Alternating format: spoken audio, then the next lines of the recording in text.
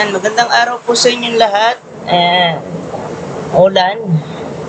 Paano gamitin yung UCSP Quarter 1 DLL? Ayan, version 2 na to. Click muna natin yung file. So, lalabas yan sa download folder. Pero bago nyo muna i-open yung file, right-click muna po. Then, properties. Click properties.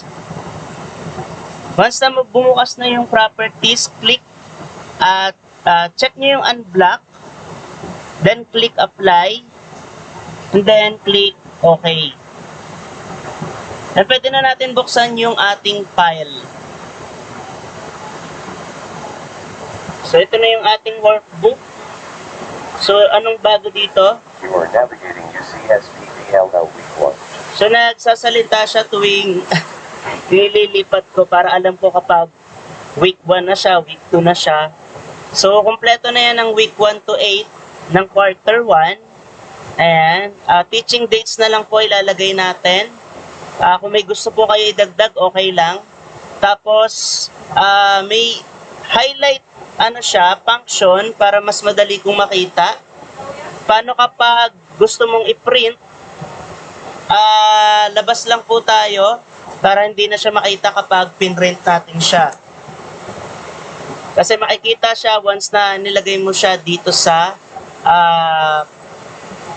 ating gawaan. Ayan. So, working area natin. Kaya pwede natin ilagay dito sa taas kasi hindi na siya saklaw.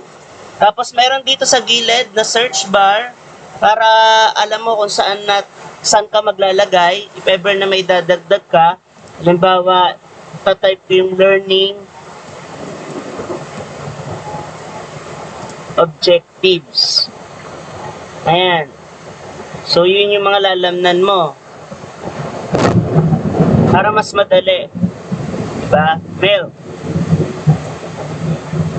So, hindi siya kasama sa mapiprint yung box na to kasi hanggang dito lang yung saklaw ng print area niya. Ganon din yung iba't ibang week. So, madali lang siyang gamitin.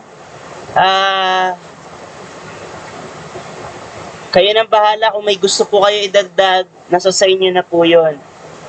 I hope nakatulong po. Thank you!